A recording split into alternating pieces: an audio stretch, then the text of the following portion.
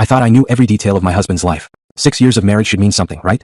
But as I turned onto the gravel path leading to Brett's family lake house that Friday afternoon, I had no idea I was about to discover just how little I actually knew. The afternoon sun filtered through the tall pine trees lining the narrow road.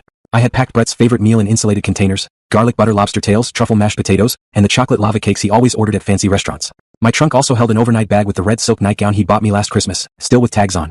I'd been planning this surprise for 2 weeks. Brett had been taking these fishing trips every month for the past year and a half. He always came back relaxed but distant, smelling like lake water and pine. He'd kiss my forehead, shower, and fall into bed. I told myself he needed these breaks from his demanding tech investment firm. He worked 80-hour weeks, closing deals worth hundreds of millions. He deserved time to unwind. But lately something felt different. He'd started password protecting his phone. He'd stopped inviting me to business dinners. And last month, I'd found a receipt for jewelry I never received. When I asked about it, he said it was for a client's wife. I believed him because that's what wives do, right? We trust. The lake house came into view, a sprawling cedar structure with floor-to-ceiling windows overlooking the water. Brett's black Range Rover was parked in the driveway, just as expected. But beside it sat a white Mercedes convertible I didn't recognize. My stomach tightened slightly, but I pushed the feeling away. Maybe he'd invited a business friend. Maybe it was a coincidence. I grabbed the food containers and walked toward the front door. The house sat quiet, too quiet. Usually, Brett would have music playing or the television on. I reached for my keys but decided to knock first, not wanting to startle him if he had company. No answer. I knocked again, louder this time. Still nothing. That's when I heard it. A woman's laugh, light and carefree, coming from the deck that wrapped around to the back of the house. My heart started pounding, but my feet moved forward anyway, carrying me along the stone path that led to the rear of the property. I should have announced myself. I should have called out. But something made me stay quiet, made me peer around the corner of the house before making my presence known. And there they were. Brett sat in one of the oversized deck chairs, his fishing gear abandoned against the railing. A woman with long blonde hair sat on his lap, her arms draped around his neck. She wore a blue sundress that matched the lake behind them. They were talking softly, intimately, and I watched as Brett tucked a strand of her hair behind her ear with the same gentle gesture he used to do with me. The food containers slipped from my hands, but somehow I caught them before they hit the ground. The sound made me freeze, but they didn't hear it. They were too absorbed in each other. I wish you'd just tell her, the woman said. Her voice carried across the deck clearly. I hate sneaking around like this, Brett. My husband sighed, his hands resting comfortably on her waist like they belonged there. Candace, we've talked about this. Naomi would take everything in the divorce. Her lawyer would destroy me. Just give me more time to figure this out. The world tilted sideways. They were discussing me, planning around me. And this woman, this Candace, knew my name. You've been saying that for months, Candace continued, playing with the collar of his shirt. I'm not getting any younger. We've been together for over a year now. Over a year. The words echoed in my skull. 18 months of fishing trips. 18 months of elaborate lies. 18 months of me being the fool who packed his bags and kissed him goodbye. I should have stormed onto that deck. I should have thrown the lobster tails at his head and demanded answers. But watching them together, seeing how natural they looked, how comfortable he was with his hands on her body, I realized something crucial. I needed evidence. I needed documentation. And most importantly, I needed a plan. My phone was in my jacket pocket. Moving as quietly as possible, I took it out and started taking photos. Click. Brett kissing her neck. Click. His hands sliding up her back. Click. Her laughing at something he whispered. I took at least 20 photos from different angles, making sure their faces were clear, making sure the lake house was visible in the background. Then I recorded a video. 3 full minutes of them talking about their relationship, about how long they'd been together, about their future plans. Brett mentioned looking at properties for them in the Bahamas. Candace talked about how she couldn't wait to stop hiding. My hands shook as I held the phone, but I forced myself to stay calm.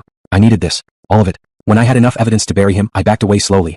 I made it to my car without them hearing me, loaded the food containers into the back seat, and sat behind the wheel staring at nothing. The drive home took 3 hours, but I don't remember most of it. My mind kept replaying the scene on the deck. The easy way they touched each other. The familiarity between them. The life they were planning without me in it.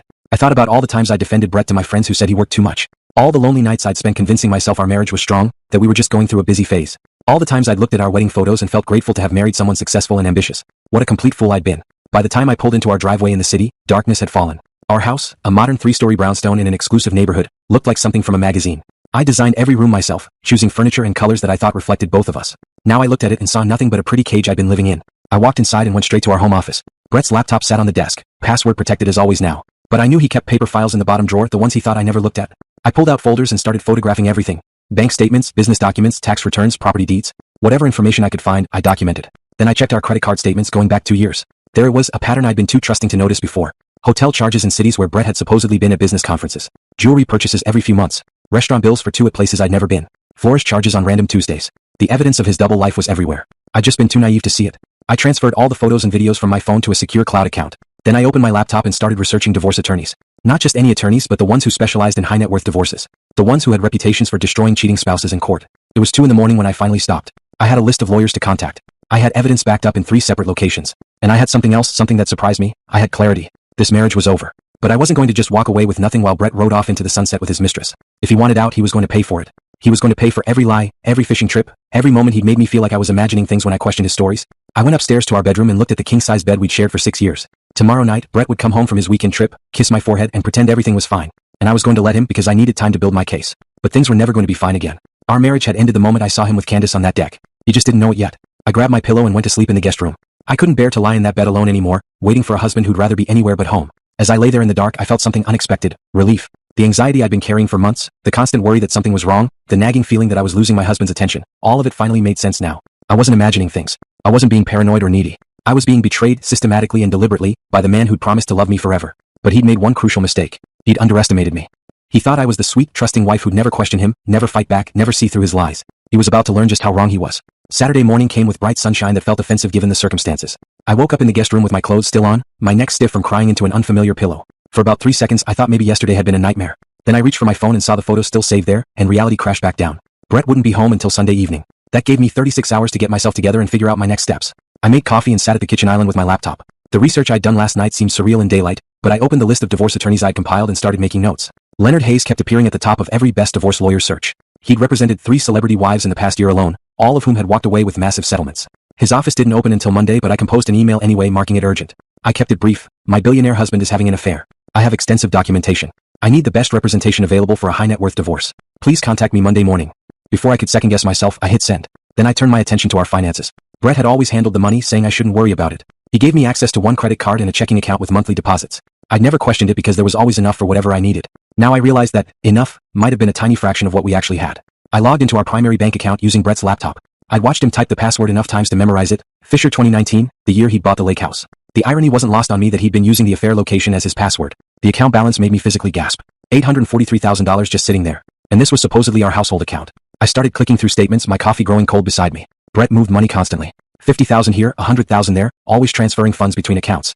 Some of the account numbers I recognized from documents in his office. Others were completely unfamiliar. Then I found something interesting. Every month, $25,000 moved from our joint account into something labeled Grant Property Holdings LLC. I'd never heard of it. I searched for the LLC online and found it registered in Delaware 2 years ago. The registered agent was a law firm I didn't recognize. No information about what properties it held or what it actually did. $25,000 a month for 2 years. That was $600,000 I knew nothing about. I kept digging. There were quarterly transfers to an account in the Cayman Islands.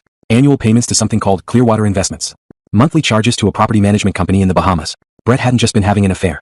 He'd been systematically hiding assets. My phone rang, making me jump. Simone's name flashed on the screen. My best friend always had perfect timing. Please tell me you're free for brunch, she said without preamble. I just found out Todd has been using my credit card to buy cryptocurrency without telling me, and I need to vent. Any other day, I would have listened sympathetically to Simone's boyfriend drama. Today, I needed her for something else. Come over, I said. Bring bagels. I have a lot to tell you. That tone? Simone said slowly. That's your serious tone. What happened? Just come over, please. She arrived 40 minutes later with bagels, cream cheese, and 2 large coffees from my favorite cafe. Simone Taylor had been my best friend since college, the only person who'd known me before I became Brett Grant's wife. She was a freelance graphic designer with bright green eyes and box braids. She changed colors every month. Currently they were deep purple. She took one look at my face and set everything down on the counter. Okay, tell me. So I did. I showed her the photos from the lake house. I played the video. I showed her the financial documents I'd been reviewing. And then I told her about my plan to hire Leonard Hayes and take Brett for everything I could get. Simone sat quietly through the whole thing, which was unusual for her. She was typically full of commentary and opinions. But she just listened, her expression growing harder with each revelation. When I finished, she was quiet for a long moment. Then she said, I never liked him. I blinked. What? Brett. I never liked him. I tried to, for your sake. But he always seemed. She struggled for the word. Calculating. Like everything was a transaction. Even the way he talked about you felt transactional. Why didn't you say something? Would you have listened? She looked at me pointedly. You were so in love. And he made you happy, at least at first. I wasn't going to ruin that because of a feeling. I just hoped I was wrong about him. I felt tears threatening but pushed them back. I cried enough. I need to be smart about this. I can't just leave. I need to plan. What do you need from me? Simone asked immediately. Help me understand what I'm looking at here. I turned my laptop toward her. You're better with numbers than I am. These accounts, these transfers, what does it all mean? We spent the next 4 hours going through everything. Simone had minored in accounting before deciding graphic design was more interesting. She helped me create a spreadsheet documenting every suspicious transaction, every hidden account, every transfer I couldn't explain. He's hiding money, she finally concluded. Like a lot of money. These offshore accounts, this Delaware LLC, the property management company, he's been moving assets out of reach for years. So when I file for divorce, he'll claim he doesn't have much. He'll point to business debts or tied up investments. Meanwhile, millions are sitting in places you can't easily touch. She looked at me seriously. You need that forensic accountant your divorce lawyer will recommend. And you need to move fast before he realizes you know. How do I act normal when he comes home tomorrow? My voice cracked slightly. How do I look at him and pretend everything's fine? Simone reached across and squeezed my hand. You remember that theater class we took sophomore year? The one where you played that woman who was secretly planning to escape her controlling husband. I actually smiled slightly at the memory. I got a standing ovation. Exactly. You're an excellent actress when you need to be. Channel that. She stood up and started pacing the way she always did when she was planning something. Here's what we do. You act completely normal. Sweet, supportive wife. You ask about his fishing trip. You tell him you missed him. You make his favorite breakfast. Give him absolutely no reason to suspect anything. While I'm actually building your case, documenting everything, meeting with lawyers, preparing for war. She stopped pacing and looked at me. He thinks you're this sweet, naive woman who'll never question him. Let him keep thinking that right up until the moment you destroy him. That's when it hit me. I wasn't just losing a marriage. I was losing the version of myself I'd become over the past 6 years. The version that deferred to Brett's decisions. The version that made excuses for his behavior. The version that made herself smaller so he could feel bigger. I don't know if I can do this, I whispered. Yes, you can. Simone's voice was firm. You're Naomi Grant. You built a successful interior design portfolio while being married to a workaholic. You negotiated with contractors twice your age who tried to dismiss you. You once redesigned an entire penthouse in 3 weeks when the client moved up their deadline. You're capable of so much more than he ever gave you credit for. She was right. Before Brett, I'd been confident and ambitious. Somehow, I'd lost that along the way. I want my own firm, I said suddenly. I've been working as an independent contractor for years, taking projects here and there. But I want my own company. My own clients. My own success that has nothing to do with being Brett Grant's wife. Simone grinned. Now you're talking. And I know a brilliant graphic designer who could help with branding. You do that. Naomi Todd and I have been circling the drain for months. I've been looking for an excuse to end it and focus on my work. Let's both stop wasting time on men who don't deserve us and build something together instead. For the first time since yesterday afternoon, I felt something other than pain. I felt possibility. We spent the rest of the day planning. Not just my divorce strategy but what came after. Simone sketched logo ideas while I made lists of potential clients. We researched what it would take to officially form a design firm. We talked about office space and portfolios and business models. By the time she left that evening, I had notebooks full of plans and a slightly clearer head. Sunday morning, I cleaned the house thoroughly, removing any evidence of my research. I hid the notebooks in my car. I made sure Brett's laptop was exactly where he'd left it. I put fresh sheets on our bed and moved my pillow back from the guest room. Then I drove to the market and bought ingredients for Brett's favorite meal. Ribeye steaks, garlic green beans, and the ingredients for homemade tiramisu. If I was going to play the devoted wife, I was going to do it convincingly. At 6 o'clock Sunday evening, Brett's Range Rover pulled into the driveway. I watched from the kitchen window as he grabbed his duffel bag from the back, noting how relaxed he looked. How happy. Of course he was happy. He'd spent the weekend with his mistress. I pasted on a smile and met him at the door. Hey baby, he said, kissing my forehead exactly as I'd predicted. Something smells amazing. I missed you, I said, and was surprised by how normal my voice sounded. I made your favorite. You're the best. He headed toward the stairs. Let me shower quick and I'll be right down. I listened to him climb the stairs, heard the bathroom door close, heard the water start running. And I stood in our kitchen, surrounded by the meal I'd prepared for a man I no longer loved, preparing to play the role of my life. Simone was right. I could do this. I had to. Because Brett Grant was about to learn that the biggest mistake he'd ever made wasn't having an affair. It was underestimating the woman he betrayed. Monday morning arrived with the kind of clarity that only comes after you've made peace with a difficult decision. I woke up before Brett, made coffee, and watched him sleep for a moment. He looked peaceful, completely unaware that his life was about to implode. Part of me wanted to pour the hot coffee on his head. The bigger part knew patience would serve me better. I was in my home office by 7:30, waiting for business hours. At 9 o'clock sharp, my phone rang. Leonard Hayes' office. Mrs. Grant. A crisp female voice. Mr. Hayes received your email. He'd like to meet with you this afternoon if you're available. 2 o'clock. I'll be there. She gave me an address in a high-rise downtown, the kind of building where billionaires conducted business. Fitting. I spent the morning preparing. I printed every suspicious financial document. I organized the photos and videos from the lake house onto a thumb drive. I created a timeline of Brett's fishing trips, cross-referenced with credit card charges and calendar entries. By the time I left for the appointment, I had an accordion folder 3 inches thick. Leonard Hayes' office occupied the entire 42nd floor. Floor-to-ceiling windows overlooked the city, and the furniture was the kind of expensive minimalism that screamed success. The receptionist led me to a conference room where a man in his 50s sat reviewing documents. He had silver hair and sharp eyes that missed nothing. Mrs. Grant. He stood, shaking my hand firmly. Please sit. Can I get you anything? Water? Coffee? I'm fine, thank you. He gestured to the folder I'd placed on the table. I'm assuming that's for me? Everything I've gathered so far. I opened it, pulling out the organized sections. Photos and video evidence of the affair. Financial documents showing asset transfers and hidden accounts. A timeline of his lies. Credit card statements proving he's been living a double life. Leonard Hayes spent 20 minutes reviewing everything in silence. His expression never changed, but I saw his eyebrows raise slightly when he got to the offshore account transfers. Finally, he looked up. How long have you known? Since Friday. I caught them at his lake house. And your husband has no idea you know? None. He thinks I was home all weekend. Good. He closed the folder. Here's the situation, Mrs. Grant. Your husband is clearly having an affair, and you have excellent documentation of it. However, this financial situation is more complex than typical divorce cases. He's been systematically hiding assets for at least 2 years, possibly longer. Can we get it back? With the right forensic accountant, yes. Most of it anyway. He leaned forward. But I need to be honest with you. This will get ugly. Your husband will fight hard to protect his money. He'll try to paint you as a gold digger. He'll drag this out as long as possible, hoping you'll settle for less. Are you prepared for that? I thought about Brett's hands on Candace's waist. About 18 months of lies. About the future they were planning while I played the oblivious wife. I'm prepared, I said firmly. Good. Because I don't take cases I don't think I can win, and Mrs. Grant, I think we can absolutely destroy him. He smiled, and it was the smile of a shark scenting blood. Here's what we're going to do. We spent the next 2 hours planning strategy. Leonard explained that we needed to move quickly but quietly. File the paperwork before Brett could hide more assets. Get court orders freezing accounts. Bring in Trevor Brooks, a forensic accountant who'd worked on several high-profile cases. The key, Leonard explained, is that your husband can't know you're preparing to file until the moment he's served. Can you maintain the facade at home? Yes. For how long? This could take weeks to prepare properly. I thought about Simone's words. About the theater class. About being an actress when necessary. As long as it takes. Leonard nodded approvingly. One more thing. Do you have any family or friends you trust completely? People who could testify to your husband's character or behavior if needed. I thought immediately of Simone. But then another name occurred to me. His mother. Patricia. His mother? She's never approved of how he treats me. I've heard her arguing with him about it, though he always dismisses her concerns. She's traditional, believes in honoring commitments. If she knew about the affair, would she testify for you? I think she would. She values integrity above everything. I paused. But I'd need to tell her carefully. She's in her 70s and has a heart condition. We'll cross that bridge when we come to it. For now, focus on documentation and maintaining normalcy at home. He stood, signaling the end of our meeting. I'll have my team prepare the initial paperwork. Trevor Brooks will contact you this week about the financial investigation. And Mrs. Grant? Don't confront your husband.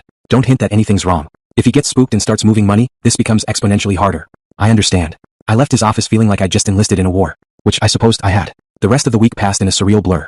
Brett came home every evening around 8, ate dinner, and retreated to his office for more work. I played the perfect wife, asking about his day, making meals, acting interested in his boring stories about tech investments and board meetings. Wednesday afternoon, Trevor Brooks called. He was younger than I expected, maybe 40, with an energetic voice that reminded me of a college professor. Mrs. Grant, Leonard sent over your documentation. This is excellent work, by the way. Most clients don't gather half this much information. Papers rustled in the background. I need access to all financial accounts, both joint and individual. Any account your husband has that you know about, I need the information. I can get you everything he keeps at home. But some of these accounts, I only know they exist because of statements I found. I don't have login information. That's fine. We can subpoena the records once we file. But anything you can give me now helps build the picture faster. He paused. I'm going to be honest with you. What your husband has done here, moving this much money offshore, using shell corporations, this goes beyond typical divorce asset protection. This looks like he's been planning something for a while. My stomach clenched. Planning what? Either planning to leave you or planning for something else. I can't say for sure yet. But men don't usually go to this much trouble to hide money unless they're preparing for a major life change. He cleared his throat. Have you noticed any other unusual behavior? Large purchases? New insurance policies? Changes to beneficiaries? I thought back over the past 2 years. He updated his will about a year ago. Said it was just routine stuff for the business. I need a copy of that will. It's in his office safe at home. Can you get it without him knowing? I looked at the clock. Brett wouldn't be home for another 4 hours. I can try. After we hung up, I went to Brett's home office and stared at the safe built into the wall behind a painting. I'd watched him open it dozens of times but never paid close attention to the combination. I tried his birthday. Nothing. The lake house purchase date. Nothing. Our wedding anniversary. The safe clicked open. My hands shook as I pulled out the contents. His passport. Stock certificates. Property deeds. And there, a folder labeled estate planning documents. I photographed every page, making sure the images were clear. Then I found something else, a second phone. An iPhone with a cracked screen hidden at the back of the safe. Brett's main phone was an iPhone with a distinctive blue case. This one was completely different. I pressed the power button but it was dead. I grabbed the charger from his desk and plugged it in, waiting while it came to life. No password. The phone opened directly to the home screen. Messages. Dozens of conversations. I scrolled through names I didn't recognize, messages that made my skin crawl. Candace was there, of course, but so were others. A woman named Rachel. Someone saved as Miami Girl. Another as Phoenix. He hadn't just been having one affair. He'd been having multiple affairs. I photographed everything, my hands steadier now with rage. Each conversation. Each photo he'd received. Each text about meeting up, about secrets, about how he couldn't wait to see them. The estate planning documents showed something else troubling. Brett had changed his beneficiaries 6 months ago. I wasn't listed anywhere. Everything went to Grant Family Trust, which I'd never heard of before. I sent all the photos to my secure cloud account, then carefully returned everything to the safe exactly as I'd found it. The burner phone went back on its charger, hidden in my office closet where I could keep monitoring it. By the time Brett came home that evening, I'd sent Trevor everything I'd found and was sitting at the kitchen counter looking at paint samples for a fictional client project. Hey, Brett said, loosening his tie. What's for dinner? I thought we'd order in. Chinese? Perfect. He headed upstairs without kissing me, without really looking at me. I watched him go and felt absolutely nothing. The man I'd married, the man I thought I loved, didn't exist. He'd never existed. This stranger who kept burner phones and changed his will to cut me out was the real Brett Grant. Friday afternoon, my phone rang. Patricia Grant's name appeared on the screen. Naomi dear, Brett's mother said in her refined voice. I was hoping you and I could have lunch next week. Just the two of us. I'd love that, Patricia. Wonderful. How's Tuesday? I know a lovely cafe in the art district. We made plans and I wondered if she somehow sensed something was wrong. Patricia had always been kind to me, warmer than my own mother in many ways. She'd welcomed me into the Grant family without reservation. She deserved to know the truth. Tuesday came and I met Patricia at the cafe she'd suggested. It was elegant but understated, filled with artwork from local galleries. Patricia arrived in a green dress and pearls, her white hair styled perfectly as always. We ordered salads and made small talk about her garden club and my design projects. Then Patricia set down her fork and looked at me seriously. Naomi, I'm going to be direct because I'm too old for games. Is my son making you happy? The question caught me off guard. Why do you ask? Because I know my son. I love him but I'm not blind to his faults. He's ambitious to a fault like his father was. And ambition has a way of making men selfish. She reached across and squeezed my hand. I've watched you dim yourself over the years. That bright, confident woman who first came to our home has become someone quieter, smaller. And I've wondered if Brett is the cause. Tears stung my eyes. Patricia, there's something I need to tell you. So I did. Not everything but enough. I told her about finding Brett at the lake house with another woman. I didn't mention the burner phone with multiple affairs or the hidden money or the changed will. Just the basic truth. Her son was cheating on me and I was filing for divorce. Patricia's face went pale. I was afraid of something like this. His father had affairs too, you know. I stayed because that's what women did in my generation. But I've regretted it every day since. She gripped my hand tighter. Don't make my mistake, Naomi. Don't waste your life on a man who doesn't value your worth. I'm not. I've hired Leonard Hayes. Leonard Hayes. Patricia smiled grimly. Good. He's ruthless. Brett will hate that. Patricia, there's something else. My lawyer might need character witnesses. People who can testify about Brett's behavior during our marriage. She straightened in her chair. I'll do it. Whatever you need. Even against your own son? Especially against my own son. Maybe it will teach him the consequences of treating people like they're disposable. Her eyes were fierce despite her age. My father used to say character is what you do when no one is watching. Brett has shown his character and it's lacking. He needs to face that. I felt a weight lift. Having Patricia on my side changed everything. There's one more thing, I said carefully. I'm starting my own interior design firm. Breaking away from contracting and building my own client base. I was wondering if you knew anyone who might be interested in my services. Patricia's smile turned genuine. Dear, I know everyone. And they all need designers. Consider it done. She pulled out her phone and started making a list of names right there at lunch. Society wives with historic homes to renovate. Business owners opening new hotels. Art collectors building private galleries. By the time we left the cafe 2 hours later, I had 15 potential leads and something else. An ally who'd known Brett longer than anyone else alive. That evening, Leonard called with an update. Trevor's finished his initial analysis. It's worse than we thought. Worse how? Your husband has approximately $48 million in assets. You've been living on what amounts to an allowance while he's been building this empire. Papers shuffled. The good news is that most of it is trackable. The bad news is he's going to fight like hell to keep it. How much can we get? Half. Maybe more, depending on what else we uncover and how well we can prove he was hiding assets intentionally. He paused. Mrs. Grant, I need to ask you something. When did your husband's business really take off? When did the money start rolling in? I thought back. About 5 years ago. He made a major tech investment that paid off huge. After that, more deals kept coming. And you've been married for 6 years. So everything he's earned during your marriage is technically marital property. Leonard's voice held satisfaction. He can't claim these are premarital assets. Every dollar is subject to division. And given his infidelity and asset hiding, we can make a strong case for you deserving more than half. For the first time since finding Brett at the lake house, I felt something like justice. When do we file? I asked. Next week. I want everything bulletproof before we move. Can you maintain the act until then? I thought about Brett coming home that evening. About making dinner, about pretending everything was fine for a few more days. Yes, I said. I can do that. Because at the end of the next week, Brett Grant's carefully constructed lies were going to come crashing down around him. And I was going to be there to watch it happen. The next week passed in a strange state of heightened awareness. Every interaction with Brett felt like a performance, and I found myself noting details I'd previously overlooked. The way he checked his burner phone when he thought I wasn't looking. How he'd started working out more, buying new clothes. The expensive cologne that appeared in our bathroom. He was preparing for his new life with Candace right under my nose. Meanwhile, I was building my own foundation. Wednesday morning, I met Simone at a small office space in the Arts District. 2 rooms, big windows, exposed brick. Perfect for a boutique design firm. The lease is month to month for the first 6 months, the property manager explained. After that, you can sign a longer term if it's working out. I looked at Simone. She grinned and nodded. We'll take it, I said. We spent the afternoon moving in furniture from IKEA and thrift stores. Nothing fancy yet, just enough to make it functional. Simone set up her graphic design station in one corner while I claimed the desk by the window. Grant Design Studio, Simone said, sticking vinyl letters to the glass door. Has a nice ring to it. Not Grant, I said firmly. I'm done with that name. Let's call it Naomi Cole Design. Cole was my maiden name, the name I'd given up when I married Brett. Time to reclaim it. Even better. Simone peeled off the G and the R, leaving us to puzzle out how to rearrange the remaining letters. By evening, we had a functional office and Simone had designed a beautiful logo. My initials intertwined in an elegant script. We ordered business cards and started building a website. It felt like planting seeds for a garden I'd actually want to tend. Thursday morning, Patricia called with her first referral. Margot Chin owns the Riverside